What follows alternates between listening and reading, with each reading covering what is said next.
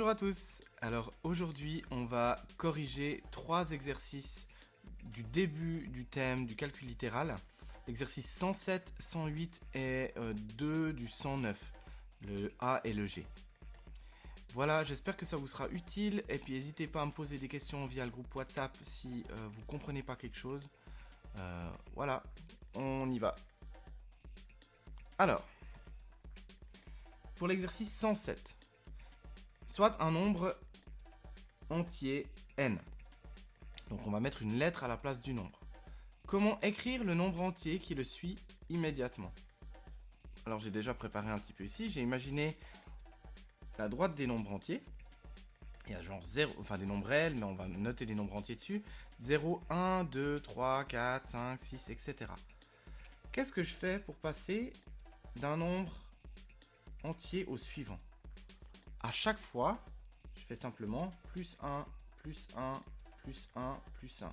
0 plus 1, 1, plus 1, 2, plus 1, 3, plus 1, 4, etc. Eh bien, c'est exactement ce qu'on va faire ici. Imaginez que j'ai mon nombre entier n juste là. Eh bien, le suivant, c'est n plus 1. Donc pour le A, n plus 1. Comment écrire le nombre entier qui le précède immédiatement? Donc celui qui est juste avant. Si dans ce sens je fais plus 1, dans l'autre sens je fais moins 1. Du coup j'ai n moins 1. Comment écrire le cinquième de n? Le cinquième, ça veut dire simplement n divisé par 5. Alors soit j'écris n divisé par 5, mais ça c'est de moins en moins utilisé. En général j'écrirais plutôt n sur 5 en fraction. Peut-être qu'il y en a qui avaient envie d'écrire encore autrement. On pourrait aussi écrire 1 sur 5 fois n. Ça, c'est aussi accepté. Et peut-être que certains ont fait le calcul et ça fait en fait 0,2 fois n. Ça me permet au passage de dire que diviser par 5, c'est comme multiplier par l'inverse de 5. Verset 1 de la Bible des maths. Ça fait toujours plaisir quand on peut le trouver. Comment écrire le carré de n? Eh bien, c'est simplement n au carré. Voilà. Le 108. Exprime chaque proposition à l'aide d'une expression littérale. Un multiple de 15. Un multiple de 15, bah c'est 15 fois 1, 15 fois 2, 15 fois 3, 15 fois 4, 15 fois 5, etc. C'est 15 fois quelque chose. 15 fois un nombre. Si on appelle ce nombre n, ça devient 15 n ou 15 fois n. Le produit de deux nombres. Bah, si j'ai un nombre a et un nombre b, le produit des deux c'est a fois b. À la place de a et b, vous pouvez mettre x, y, vous choisissez, on pourrait mettre n'importe quoi ici, deux lettres différentes simplement. Il faut que les deux lettres elles soient différentes parce que c'est deux nombres qui sont peut-être différents. Si j'avais mis a fois a, ça voudrait dire que c'est a fois lui-même. Donc un nombre fois le même, genre 2 fois 2, 3 fois 3, 4 fois 4. Mais là, ça me permet d'avoir deux nombres différents. Deux variables différentes dans lesquelles je vais pouvoir mettre deux nombres différents. Voilà, ensuite, le quintuple d'un nombre. Quintuple, quinte ça veut dire 5. Si jamais une quinte en musique, c'est un intervalle de 5 notes. Donc le quintuple, c'est 5 fois. Donc 5 fois n, 5n. La somme de deux nombres. Bah, j'ai utilisé a fois b, je vais utiliser a plus b. La somme de trois nombres entiers consécutifs. On a vu avant que n-1, n et n plus 1, ils se suivent. Donc on peut faire ça. n-1 plus n plus n plus 1. Voilà par exemple une manière d'écrire trois nombres consécutifs. Le premier c'est n-1, n et n plus 1. Ici, je veux juste faire une petite remarque dans un coin. Je vais écrire ça là en bas. Ici, là. Pour le E, j'aurais pu aussi utiliser n comme premier nombre. Du coup, le suivant, c'est n plus 1. Et puis le suivant, c'est n plus 2. Parce que c'est n plus 1 plus 1. Donc n plus 1 plus 1, ça fait n plus 2. Voilà. Le E, c'est deux manières différentes de répondre. On verra comment on peut simplifier ça si vous avez envie d'essayer. Si vous simplifiez celui-là, vous obtenez 3n. Et si vous simplifiez celui-là, vous obtenez 3n plus 3. Si jamais c'est une belle démonstration que 3 nombres entiers consécutifs, l'addition de 3 nombres entiers consécutifs donne un multiple de 3. Voilà, je dis ça comme ça, si d'un coup ça vous intéresse, essayez de le vérifier. Les 3 quarts d'un nombre. 3 quarts de quelque chose, c'est 3 quarts fois quelque chose. Donc 3 quarts fois n ou x, ou ce que vous voulez.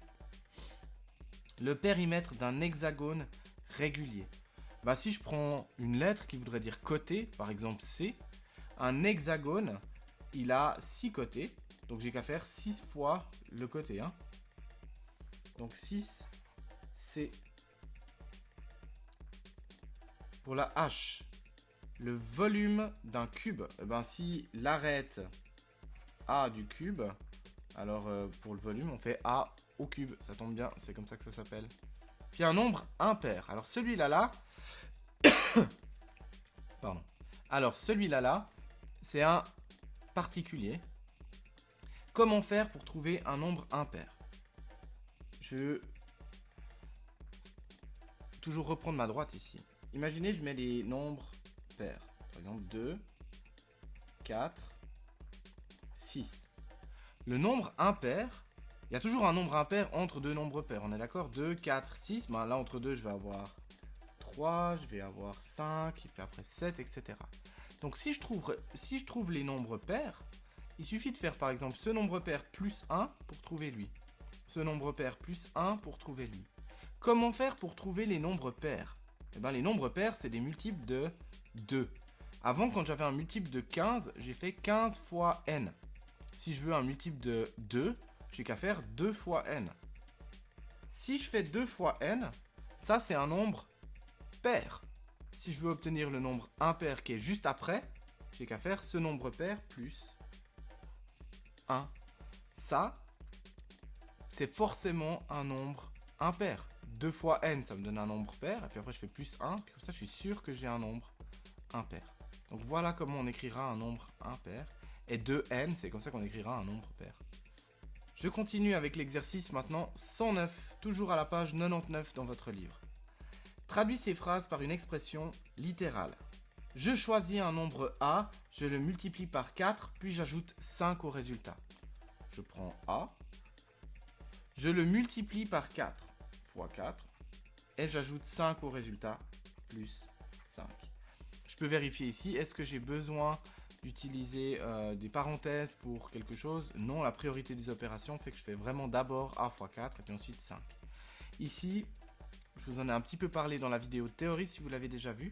Ça devrait plutôt s'écrire normalement 4A plus 5.